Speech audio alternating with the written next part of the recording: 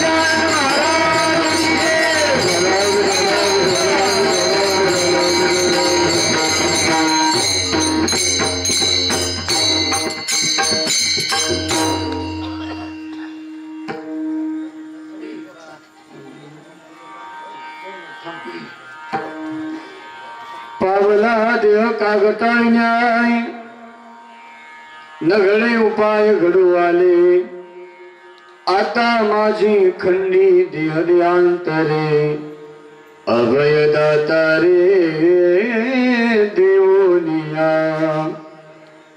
आंधळाचे पायी धनाची चरवी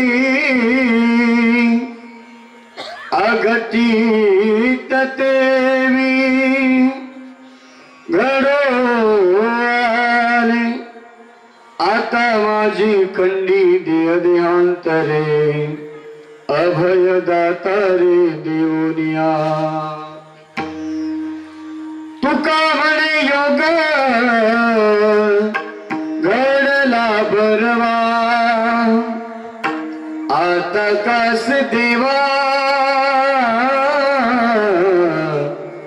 सोडी मी आता माझी खंडी देह देहांतरे अभय दाता रे देवनिया विठ्ठल विठ्ठल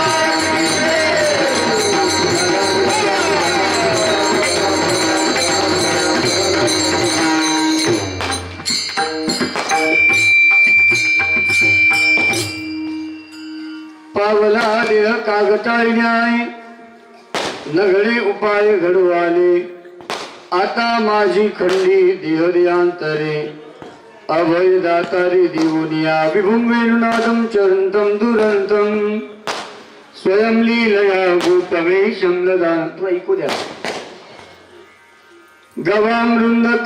गवामृंदकानंदनं चारुहासं परब्रह्मलिंगम भजे पांडुरंगम पांडुरंगा करू प्रथम नमन दुसरे चरणा संतांची त्यांची कृपादान एकदेचा विस्तारू बाबाजी सद्गुरुदास तुका अलंकापुरी रत्न सिंहासनस्थं पदांभोज तेजस्फुरदि प्रदेशं वीरेंद्रादिदेव सदास्तूयमानं समाधिस्थमूर्तिं भजे ज्ञानदेवं नमो ज्ञानेश्वर नमो ज्ञानेश्वर निवृत्ती उदारा सुपान देवा मुक्ताबाई नमो त्रिभुवन पावनी आद्यत्रय जननी देवाची मयं न पारन्ते परमविदुषो यद्य सदृशे सुधीर ब्रह्मादीनमपित दवसन्नास्त्वैगिरा अता वाच सर्वस्वमति परिणामावधि गृह्णन् ममापेश स्तोत्रे हरणर्भवाद परिकरलोकाभिरामं रणरङ्गधीरं राजीवनेत्रं रघुवंशनाथं कारुण्यरूपं करुणाकरन्तं श्रीरामचन्द्रं शरणं प्रपद्ये मनोजवं मारुततुल्यवेगम् जितेन्द्रियं बुद्धिमतां वरिष्ठं वातात्मजं वानरयूतमुख्यं श्रीरामदूतं शरणं प्रपद्ये श्रीरामदूतं शरणं प्रपद्ये श्रीरामदूतं शरणं प्रपद्ये शरण शरण हनुमंता तुम्हालू रामदूता काय भक्तीच्या त्या वाटा मज दावा आगा सुभता सवा सकल साधू संतांची महामुनी विरक्त्यांची पंडित पाठक ज्ञानियांची या सकला ती विनवणी करा विठ्ठल स्मरण नामरूपी अनुसंधान मस्तकही पायावरी या वारकरी संतांच्या शेगाव गावी बसले गजानन तयाच्या चिंतने हरतील विघ्न म्हणून अंतरी स्मरा सद्गुरुला नमस्कार माझा श्री गजाननाला नमस्कार माझा श्री गजाननाला नमस्कार माझा श्री गजाननाला विठ्ठल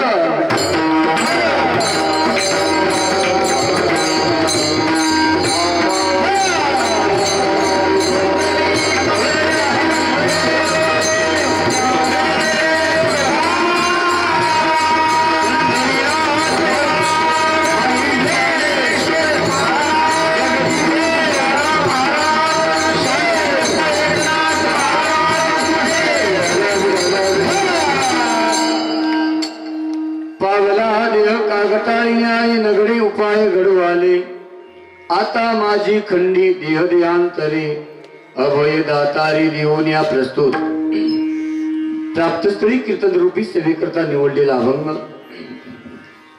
भगवत संप्रदाय रूपी महान अशा वटवृक्षाला लागलेलं गोंडस फळ आणि प्रगल्भ बुद्धिवंतांच्या बुद्धिमत्तेला न उलगडणारं कोड म्हणून ज्यांच्याकडे पाहिलं जातं त्या देहू निवासी श्रीमंत श्री संत जगद्गुरु तुकोबारायांचा 4 चरणाचा अभंग असून महाराज या अभंगामधून नरदेहाचं दुर्लभत्व आणि भगवत भक्तीची आवश्यकता प्रतिपादित करतात विठ्ठल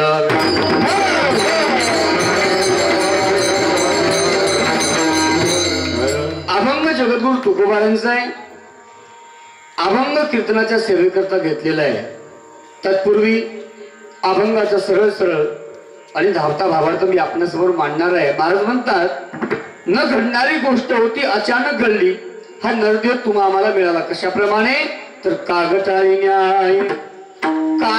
न्यायाप्रमाणे हा नरदेव तुम्हा आम्हाला मिळाला ठीक आहे तुकोबार आहे दुर्लभ असा नरदेव आम्हाला मिळाला मग आम्ही आता काय करायचं तुकोबार आहे म्हणतात संसारामध्ये हा जन्म वाया न घालवता आपण भगवान परमात्म्याची भक्ती करायची आणि भगवान परमात्म्याची भक्ती करून भगवान परमात्म्याची प्राप्ती करायची आणि एकदा का भगवान परमात्मा प्राप्त झाला की तुमच्या भक्तीवरती प्रसन्न होऊन भगवान परमात्मा काहीतरी मागा असं म्हणेल मग काय मागायचं तुकोबारे म्हटले पहिली गोष्ट मागूच नको आणि मागण्याची वेळ आली देवाचा अपमान न व्हावा याकरता मागायचं असेल तर दुसरं तिसरं काही न मागता काय माग तर आता माझी खंडी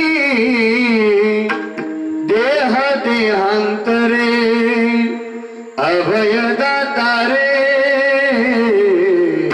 देवनिया की बाबा जन्म आणि मरणाची इरजार आमची संपव कदाचित जगद्गुरु तुकोबारांना अभंगाच्या पहिल्या चरणामधला दृष्टांत कमी वाटला असावा म्हणून जगद्गुरु तुकोबारा अभंगाच्या 3ऱ्या चरणामध्ये आणखी एक दृष्टांत देतात आणि शेवटी तुकोबारा म्हणतात हे जे सर्व काही घडतंय याला केवळ आणि निव्वळ काय म्हणायचं तर याला फक्त योगायोग म्हणायचं असा अभंगाचा सरळ सरळ आणि धावता भाव अर्थ आहे विठ्ठल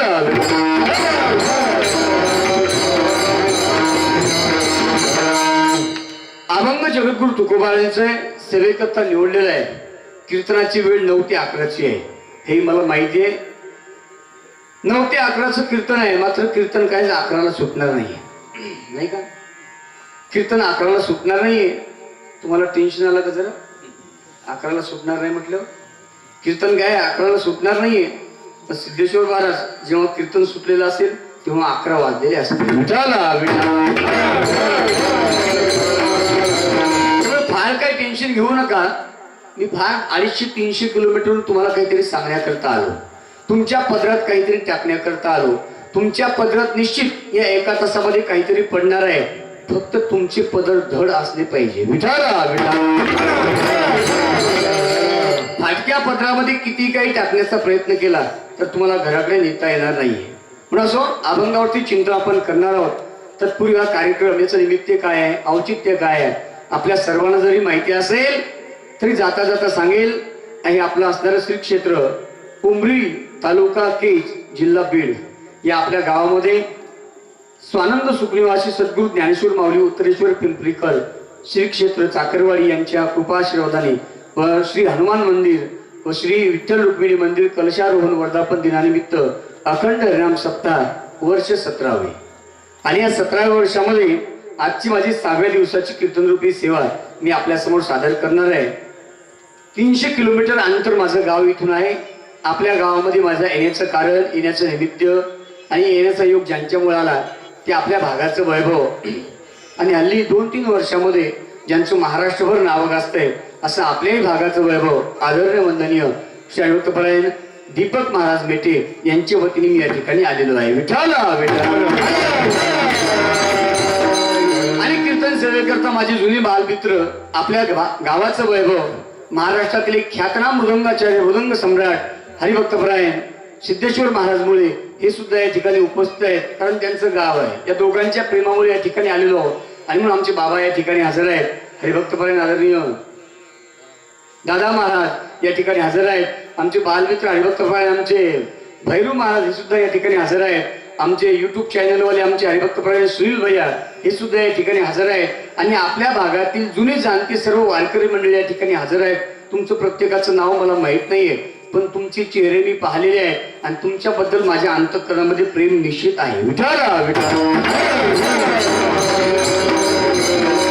सप्ताह करायचं म्हणजे सोपं नाहीये. ऐका, थोडा आवाज मला द्या दादा आणखी. सप्ताह करायचं म्हणजे सोपं नाहीये. सप्ताह करायचं म्हणजे अवघड नाहीये. सप्ताह करायचं हे अतिशय अवघड आहे. तरी सुद्धा गावोगावी आम्ही कीर्तनाकरता जातो. मात्र म्हातारी लोक आमच्या समोर बसलेली असतात. ऐका, म्हातारी लोक सप्ताहामध्ये वर्गणी जमा करतात. म्हातारी लोक स्वयंपाक बनवतात आणि जेवायला तरुण लोक असतात. मात्र हे उमरी नावाचं गाव आहे. या गावामध्ये मला आल्याबरोबर कळालं की या सप्ताह जो होतो या सप्ताहामध्ये सिंहाचा वाटा हा तरुणांचा आहे. म्हणून या तरुणाकरता सर्वांनी एकदम मोठ्या प्रमाणे टाळ्या वाजवायच्या.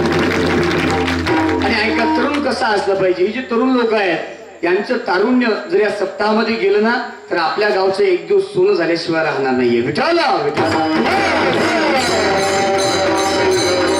मानवी जन्म मिळाला कशा करता. ऐका, तरुण मुलांकरता माझं कीर्तन आहे. शास्त्रकार सांगतात की दिवसे नैव तत्कुर्यात येन रात्र सुखम वसेत, अष्टमासे न तत्कुर्यात येन वर्षा सुखम वसेत, पूर्वे वयसी तत्कुर्यात येन वृद्धा सुखम वसेत, आणि यावत जीवेन तत्कुर्यात येन प्रेत्य सुखम वसेत. नंबर 1, संध्याकाळी बाजेवरती पडल्याबरोबर झोपेची न गोळी घेता शांत झोप लागावी असं तुम्हाला वाटतं ना? वाटतं का नाही? वाटतं का नाही? असं बोलत चला. बोलता ना? तुम्हाला बोलता येत नाही का? तुम्ही टेन्शन कशाचं तुम्हाला सांगा बरं.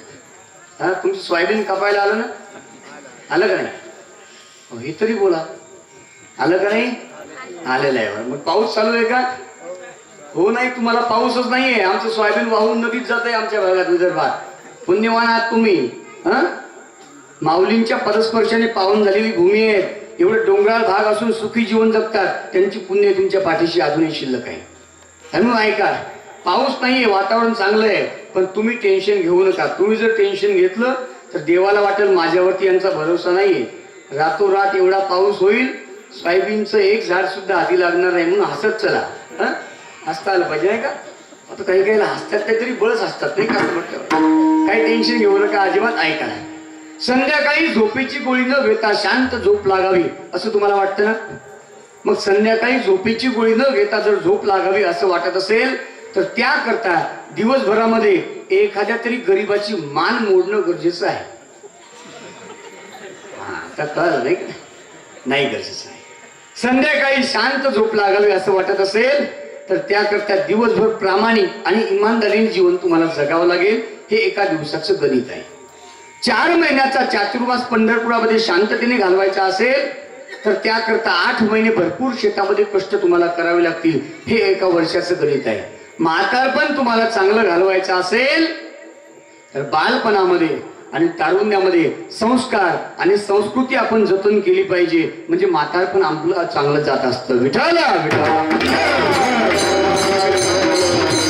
आणि बालपण आणि तारुण्य जर सप्ताहामध्ये संस्कारामध्ये नाही गेलं तर म्हातारपणी देवाला म्हणावं लागतं, हे देवा बालवई खेळी रमलो तारुण्य नासले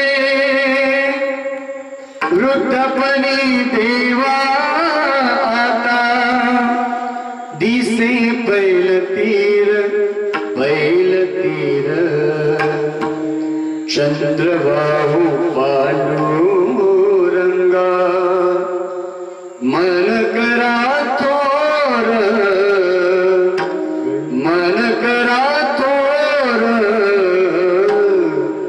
कैवल्याच्या सांगण्याला भूके नाच कोर रे भूके नाच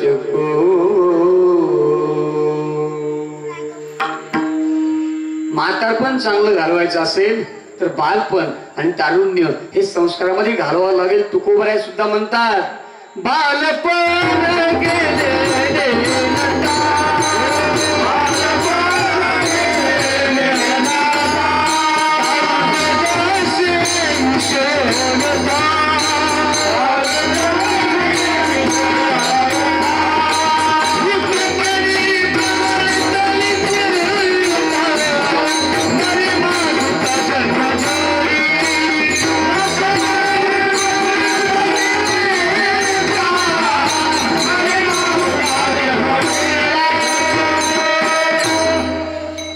म्हणतात बालपण गेले नता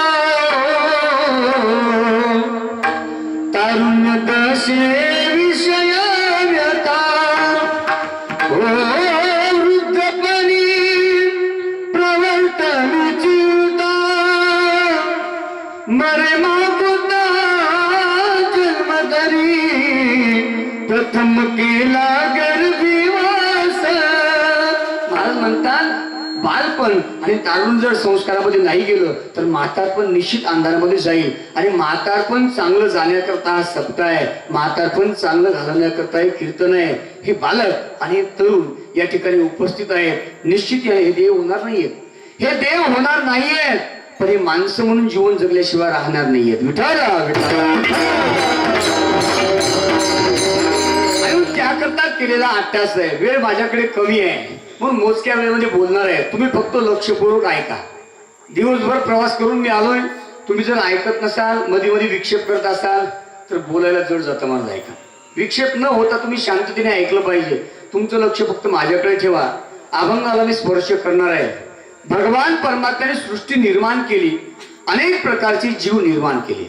काही जीव असे आहेत जे जमिनीमध्ये राहतात, काही जीव असे आहेत जमिनीवरती चालतात, काही जीव असेही आहेत जे पाण्याच्या आतमध्ये राहतात, काही जीव असेही आहेत जे पाण्यावरती तरंगतात, काही जीव असे आहेत जे झाडावरती राहतात, काही जीव असेही आहेत जे आकाशामध्ये राहतात. अनेक प्रकारचे जीव भगवान परमात्म्याने निर्माण केले. शांती ब्रह्म एकनाथ महाराज आपल्या एकनाथी भागवतामध्ये सांगतात, एके केली भूचरे, एके केली खेचरे, एके केली जळचरे, चरे आचरे ती बहुएक. वृक्ष सर्प पशुदंश राक्षस पिशाच बकहंस मत्स्य कच्चा यशेष सृजीभव शिवनिते ऐशा 84 लक्ष योनी सुजोनी पाय परतोनी तव निजात्म प्राप्ती लागोनी न देखे कोणी अधिकारी ऐसे देखोनी सृष्टी सुखन वाटेची देवा ते मग मानवी प्रकृती ते आदरे बहुत निर्मिले.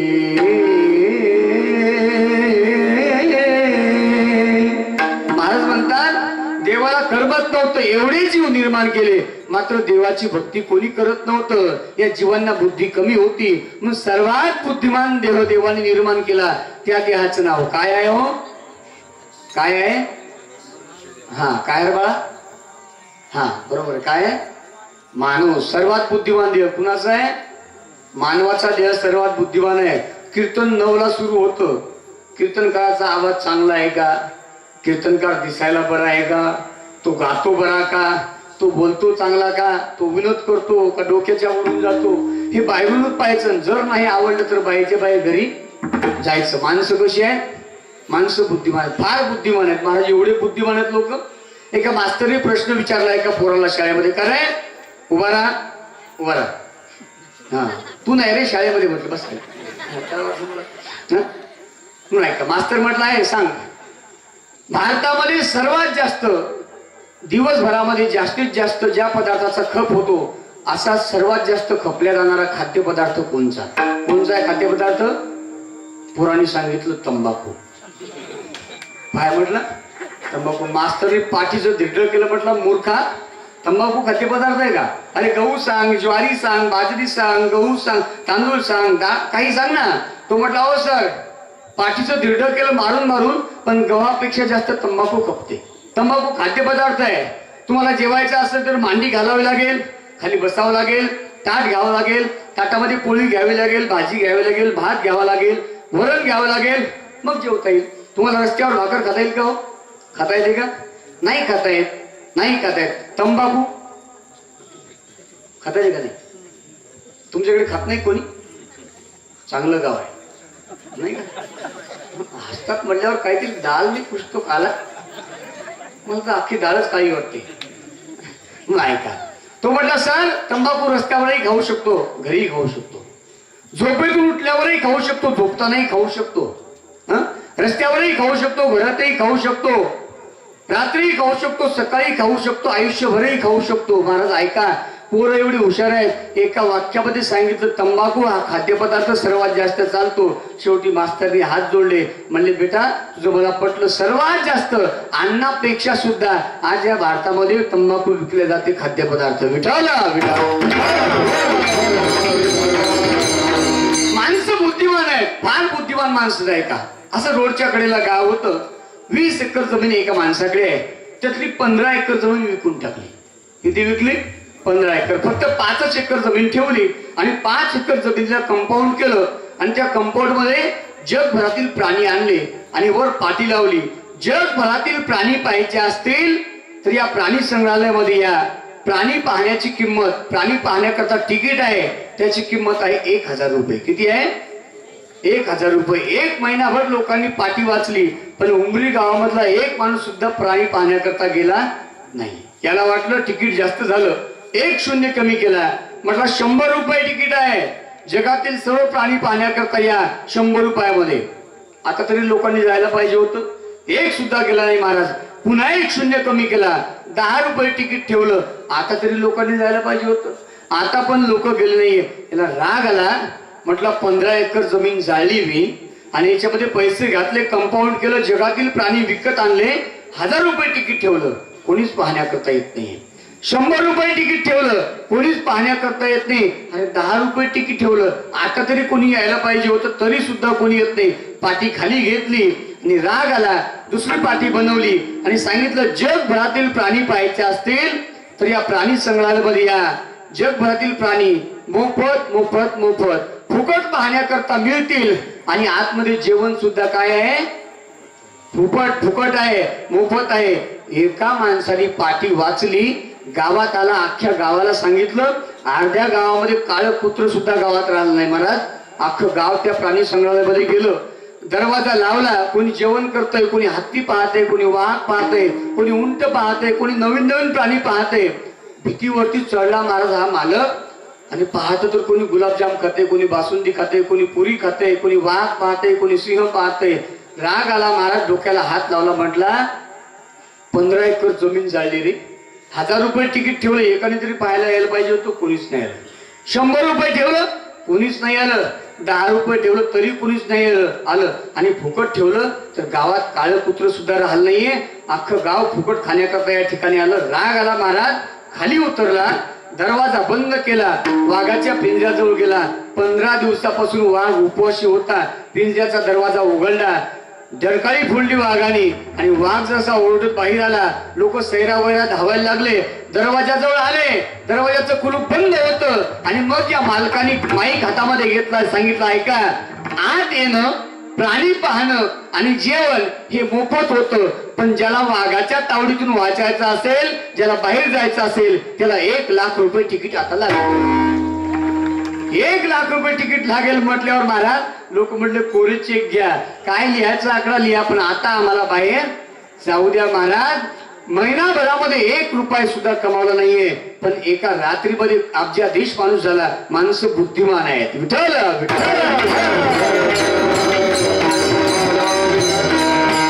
म्हणून सर्वात बुद्धिमान देव कुणाचा आहे? मानवाचा आहे. तुम्ही मला सांगितलं, पण शास्त्राला काही उत्तर पटत नाहीये. माणसापेक्षा अनेक देह बुद्धिमान आहेत. तुम्हाला सांगतो ऐका. जर आपल्या गावामध्ये चोरी झाली तर आपण प्राथमिक पोलिसांना बोलवतो. जर चोर अधिकच हुशार असले, जर प्राथमिक पोलिसांना चोरीचा शोध नाही लागला, तर त्यापेक्षा वरचं पथक असतं, त्याचं नाव आहे कस्टम अधिकारी नावाचं पथक.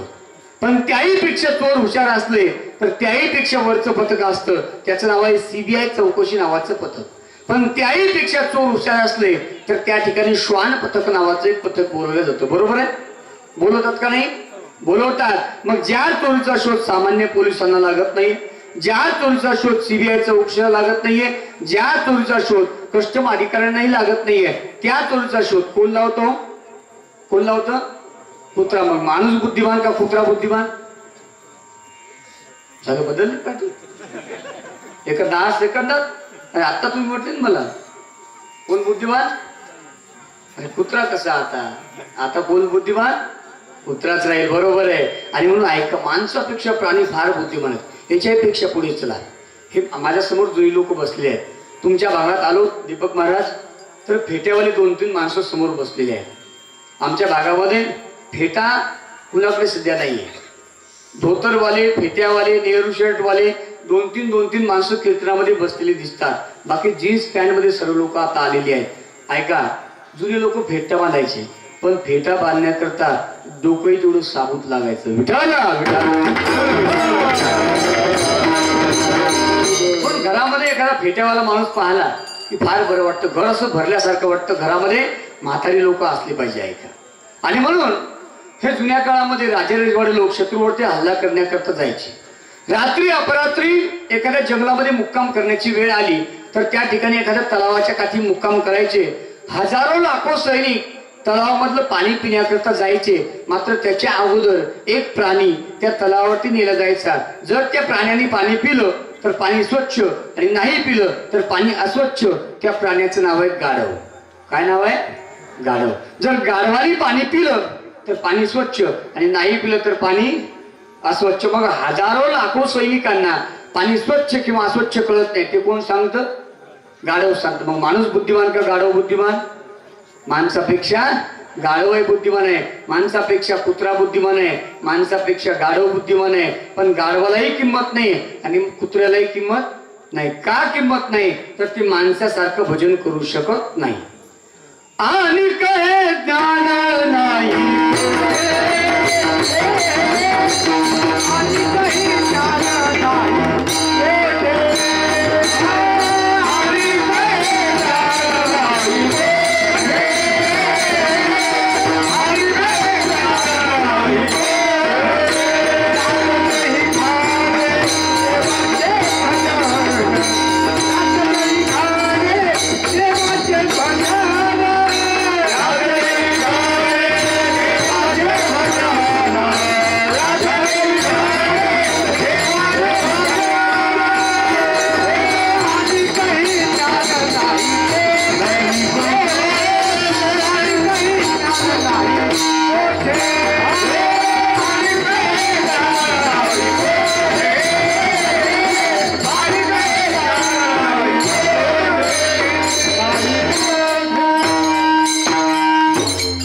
याच दे घरे देवाचे भजन, आणि काही ज्ञान नाही कोठे. आणि काही ज्ञान नाही कोठे. जरी बुद्धिमान देह असतील तरी त्यांना किंमत नाही. का नाही? तर त्यांच्या देहामध्ये भगवत भक्ती करण्याचं ज्ञान नाही. एखाद्या कुत्र्याला भगवत भक्ती करता येत नाहीये. एखाद्या गाढवाला भगवत भक्ती करता येत नाहीये. भगवत भक्ती करण्याकरता मानवाच्या देहाला यावं लागतं. आपण सर्व शेतकरी वर्ग आहोत. शेतकरी आहेत ना. कीर्तनाला येताना तुमच्या घरी बैल आहेत ना बैल. दुसऱ्या देहाला भगवत भक्तीचं ज्ञान नाहीये. जनावरांना भगवत भक्तीचं ज्ञान नाहीये. तुम्ही कीर्तनाकरता येत असताना आपल्या बैलाला एक गवताची पेंडी खायला टाकून आलेली आहे. आपल्याकडे पेंडीच म्हणतात ना. पेंडी बरोबर आहे. भागातला भाग फरक आहे. 300 किलोमीटर अंतर माझं गाव आहे. भाषेमध्ये फरक असतो. आमच्याकडे माणसं मेल्यानंतर चालतात. तुमच्याकडे तसेच म्हणतात नाही का. मेल्या तसेच म्हणजे असेच सारखेच नाही का. तसेच म्हणजे असेच सारखंच. आमच्याकडे माणसं बसून जेवतात. तुमच्याकडे बसून. मग सारखंच आहे. काही फरक नाही. अजिबात नाही. आमच्याकडे माणसं हाताने जेवण करतात. तुमच्याकडे हा बरोबर हातानेच का. हाताने बरोबर आहे. चांगलं मस्त छान आहे. म्हणजे आपलं जवळजवळ सारखंच आहे. मग आपण बैलाला गवताची पेंडी खाण्याकरता टाकतो. जर त्या बैलाला जास्त भूक नसेल, त्याला अर्धी गवताची पेंडी खायची असेल, तर तो बैल बरोबर अर्धी गवताची पेंडी काढून बाजूला ठेवतो. बरोबर आहे. ठेवतो का. त्याला नाही कळत. तुमच्या ताटामध्ये एक पोळी वाढली, तुम्हाला अर्धीच खायची असेल, तर तुम्ही बरोबर अगोदर अर्धी बाजूला काढून ठेवता. बरोबर आहे. पण जनावराला जर अर्धच गवत खायचं असेल तर अर्धी पेंडी बाजूला काढून ठेवतो का. त्याला कळत नाही. कोण आहे ते. बैल आहे. जनावर आहे. बरोबर. बैल आहे तो. जर त्या बैलाला शी आली असेल, सू आली असेल, तर त्या गवतावरतीच तो करतो. त्याला कळत नाही. कोण आहे ते. बैल आहे तो. बरोबर बोलत चला. कोण आहे. बैल आहे. बैलाला अर्धी पेंडी गवत खायचं असेल तर अर्धी बाजूला काढून ठेवत नाही. कोण आहे ते. बैल आहे. त्याला सी आली असेल, सू आली असेल, तो गवतावरतीच करतो. त्याला कळत नाही. कोण आहे ते. बैल आहे. बोलत चला. एसटी मध्ये बसतो, केळी खातं, साली तिथेच टाकतो. त्याला कळत नाही. कोण आहे ते. अरे बोला ना. कोण आहे. अरे कसा म्हणता माणूस. कसा म्हणता माणूस नाहीये. आहे तो, पण आकाराचा माणूस आहे. बुद्धीने जनावरच आहे ते माझा. आणि म्हणून बहिणाबाई म्हणतात, अरे माणसाच्या गर्दीत या माणूस शोधते मी. विठाला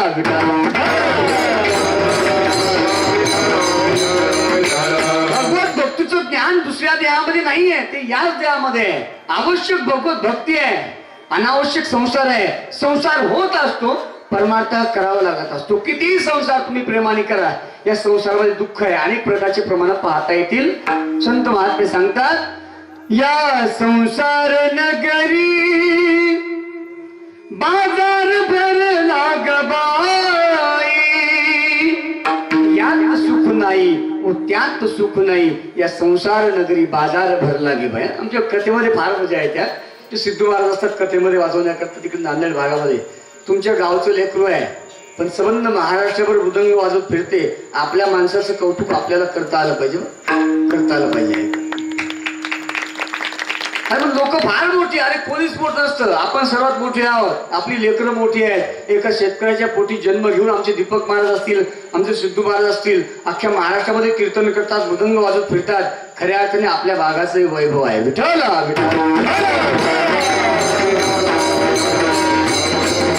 परमार्थ करावा लागतो आणि संसार हा होत असतो. एका एकरामध्ये 30 किलो सोयाबीन आपण पेरतो. त्यातलं 5 किलो वाया जातं, 25 किलो निघतं. बरोबर आहे. त्या सोयाबीनच्या शेतामध्ये पांढरं गाजर गवत नावाचं गवत तुमच्याकडे आहे का. आहे गाजर गवत. ते एका एकरामध्ये एकरी 10 किलो आपण पेरतो. पेरता का तुम्ही. नाही. बरं पेरत नाही. मग निघत नाही का. निघत नाही का. निघतं महाराज. सोयाबीन हे पेरावं लागतं, गवत हे निघत असतं. परमार्थ हा करावा लागत असतो आणि संसार हा होत असतो. विठाला आवश्यक अनावश्यक गोष्टी माणसाला कळायला पाहिजे. ते भगवत भक्ती आवश्यक आहे, संसार अनावश्यक आहे. आपण करत नाही, आपल्याला कळत नाही ते महाराज. काही गोष्टी ऐकल्या पाहिजे, काही गोष्टी आवश्यक आहेत त्या केल्या पाहिजे. आता हम दो आणि हमारे दो झालेला आहे. पूर्वीच्या काळामध्ये एखादे गरीब मायबाप असतील, त्यांच्या पोटी 5-6 मुली जन्माला आल्या असतील. मोठी मुलगी उपवर झाली असेल, मुलगी दिसायला सुंदर असेल, मात्र हुंड्याकरता घरामध्ये एकही उपाय नसेल. जर मुलगी दिसायला सुंदर असेल, हुंड्याकरता पैसे नसतील, तर बिना हुंड्याचं लग्न होत नाही का. तुम्ही बोलत चला गड्या. होत नाही का? होत नाही का? होत, हा होतंय, होत असं बोलतो ना, होतंय. याहीपेक्षा मायबाप गरीब असतील, त्यांच्याकडे पंगत करण्याकरता घरामध्ये अन्नधान्य नसेल तर बिना पंक्तीचं लग्न होते. याहीपेक्षा मायबाप गरीब असतील, त्यांच्याकडे नसतील पत्रिका छापण्याकरता पैसे, बिना पत्रिकेचं लग्न. याहीपेक्षा मायबाप गरीब असतील, नसतील त्यांच्याकडे बँड किंवा डीजे लावण्याकरता पैसे, बिना बँडचं किंवा बिना डीजेचं लग्न होते. याहीपेक्षा मायबाप गरीब असतील, नसतील त्यांच्याकडे सुंदर असं मंडप टाकण्याकरता पैसे, बिना मंडपचं लग्न होतं. याहीपेक्षा मायबाप गरीब असतील, नसतील त्यांच्याकडे वऱ्हाडी मंडळी बोलवण्याकरता पैसे, बिना वऱ्हाडीचं लग्न होतं. याहीपेक्षा मायबाप गरीब असतील, नसतील त्यांच्याकडे नवरदेव नवरी, बिना नवरदेव नवरीचं लग्न.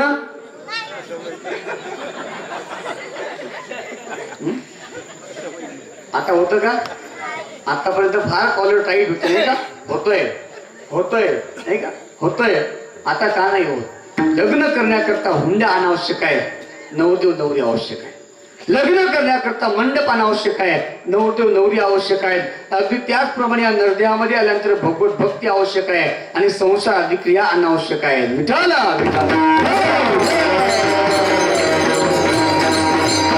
आणि म्हणून असा संसार करण्याकरता जो नरदेव दुर्लभ आहे, तो किती दुर्लभ आहे त्याकरता या अभंगाची निर्मिती आहे. नरदेह दुर्लभ जाना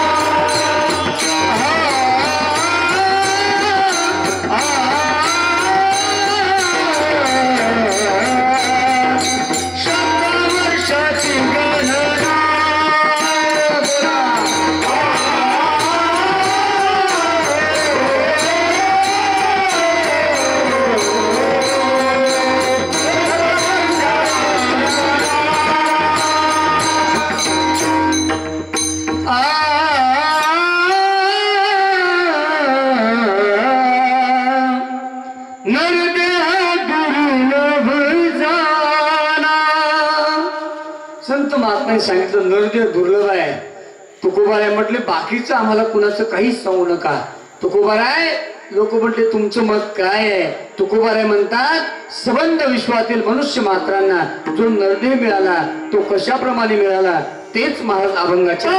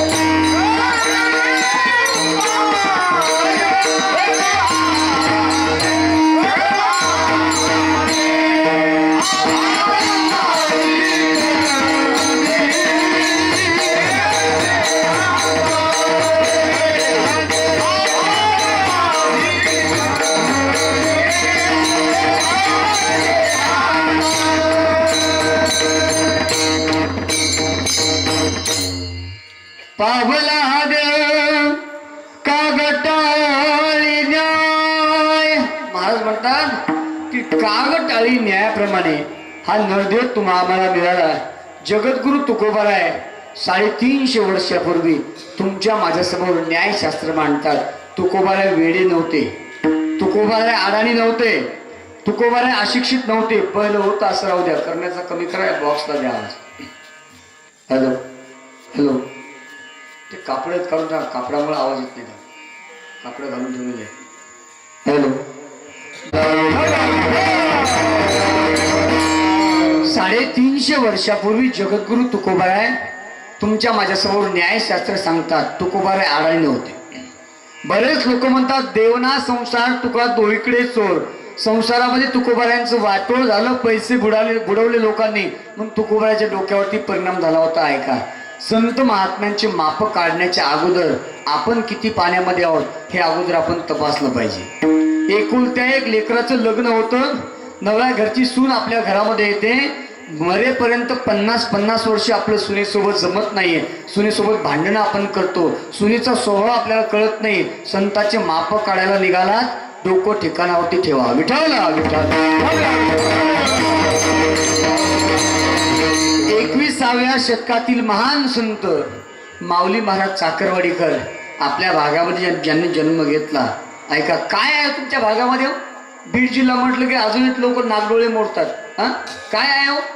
ऐका, आपल्या भागामध्ये दुसरं काहीच नाहीये, पण दुसऱ्या भागामध्ये जे काहीच नाहीये ते तुमच्या भागामध्ये आहे. संत महात्म्यांनी तुमच्या भागामध्ये जन्म घेतलाय, माऊलींनी आपल्या भागामध्ये जन्म घेतला, आपली भूमी पवित्र केली. पवित्र कुळ पावन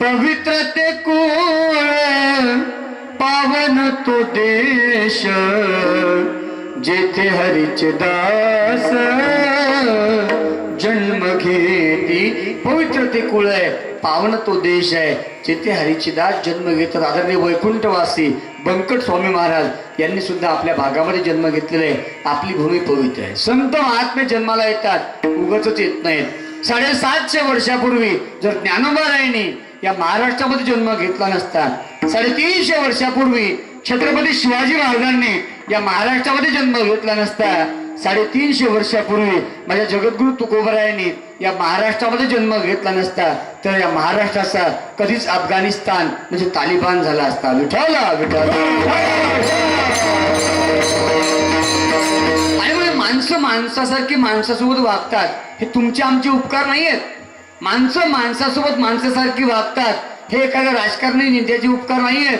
माणसं माणसासोबत माणसासारखी वागतात, हे आमच्या संत मायबापांचे उपकार आहेत.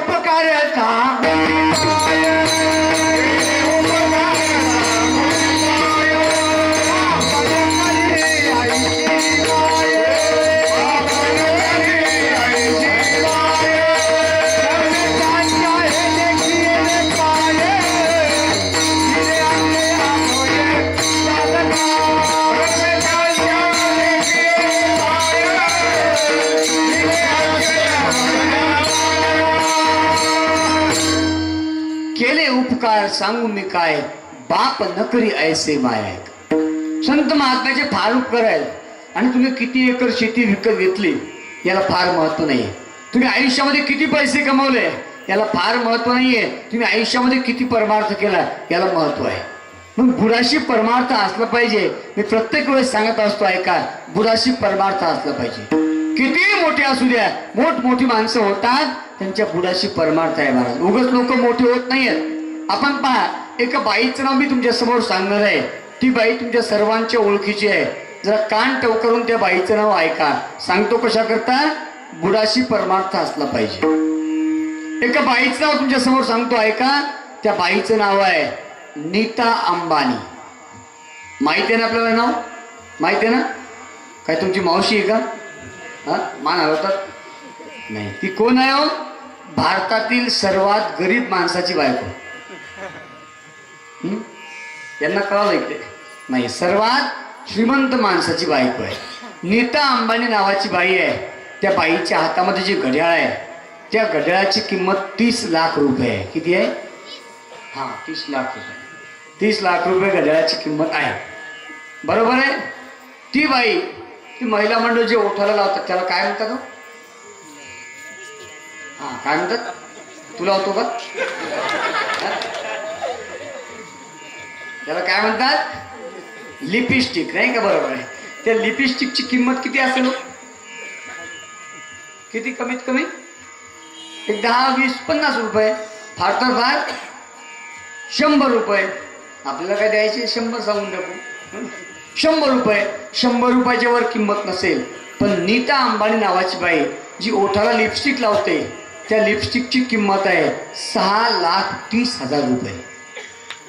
हा, तुम्ही टेन्शन घेऊ नका. तुम्ही तिला एकही रुपया नाही दिला, तिच्याच पैशाने ती लावते. तिच्याकडे जो मोबाईल आहे त्या मोबाईलची किंमत आहे 351 कोटी रुपये. बापरे, बापरे करण्याचं काहीच कारण नाहीये. किती आहे? 351 कोटी रुपये. तिच्या मोबाईलच्या त्या पाठीमागच्या बाजूला नीलम नावाचा हिरा आहे, डायमंड. त्या नीलम नावाच्या हिऱ्याची किंमत आहे 5 कोटी रुपये. किती? 351 कोटीचा मोबाईल आहे, 5 कोटीचा हिरा आहे, 30 लाखाचं घड्याळ आहे. बरोबर आहे. 6,30,000ची लिपस्टिक ती वापरते. एवढी श्रीमंत जी बाई आहे तिच्या अंगावरती 200 रुपयाची साडी आहे. बरोबर आहे का? असेल का? लाखो रुपयाची साडी त्या महिलेच्या अंगावरती आहे. मात्र लाखो रुपयाची साडी जरी असेल तर तिचा पदर कुठे आहे? कुठे आहे? डोक्यावर आहे. तुम्ही आता प्रयत्न करू नका, तुमचे आहेत असेच राहू द्या. हा, आता नका प्रयत्न करू. एकतर झाडूची कंपनी आहे, ती झाडूची कंपनी बंद करा, किंवा साडीची कंपनीवाल्याला सांगा पदराची बाजू कट करायला सांगा, नाही का? कारण बाहेरची पदर रस्ते झाडतच चालतात. हां, पदर असतो कशा करता हो? ऐका, स्वामी विवेकानंद सांगायचे, माझी भारतीय नारी कशी असली पाहिजे? तिच्या डोक्यावरती पदर असला पाहिजे. ऐका, तिच्या डोक्यावरती पदर असला पाहिजे, तिला इतर लोकांविषयी आदर असला पाहिजे, आणि घरातल्या लोकांची कदर असली पाहिजे. विठाला विठाल. कोणतीही स्त्री असेल, लाखो रुपयाची साडी अंगावरती घातली म्हणजे बाई फार शोभून दिसते, असं काही नसतं. ज्या बाईच्या डोक्यावरती पदर आहे, अंग झाकून सर्व कपडे जी बाई घालते ना, ती बाई फार शोभून दिसते. म्हणून स्वामीजी पुन्हा एक वाक्य सांगतात, महिला ही दागिन्याने शोभून दिसत नाहीये. महिलेचा खरा दागिना जर कोणता असेल तर स्त्रीचा खरा दागिना ही मर्यादा आहे. विठाला विठाला. स्त्री सोन्याने शोभून दिसत नाहीये, तर महिला ही मर्यादेने शोभून दिसते. महाराज ऐका. आणि म्हणून सांगत असतो, ही नीता अंबानी नावाची बाई लाखो रुपयाची साडी डोक्यावरती आहे, मात्र ज्या वेळेस वृंदावनला जाते, भगवान श्रीकृष्णासमोर नतमस्तक होते आणि राधाराणीकडे जाते, आपला पदर डोक्यावरचा काढते, राधाराणी समोर टाकते आणि सांगते, ए राधाराणी, तुझ्या कृष्णाला फक्त एकच गोष्ट सांग, माझ्याकडे भरपूर पैसा आहे, मी समाधानी आहे, भारतामधला सर्वात श्रीमंत माझा नवरा आहे, माझ्याकडे सर्व आहे, फक्त तुझ्या नवऱ्याला, तुझ्या कृष्णाला, तुझ्या देवाला फक्त एकच गोष्ट सांग, काय कर, त्याची नजर आमच्यावरती राहू दे. ती म्हणते, ए राधाराणी, तुझ्या देवाला फक्त एकच गोष्ट सांग. कोणची? मेरी विनती यही है राधा रानी, कृपा बरसाए रखना, ओ मुझे तेरा ही सहारा महारानी, मुझे तेरा ही सहारा महारानी, चरणों से लिपटाए रखना है, कृपा बरसाए रखना महारानी, कृपा बरसाए रखना.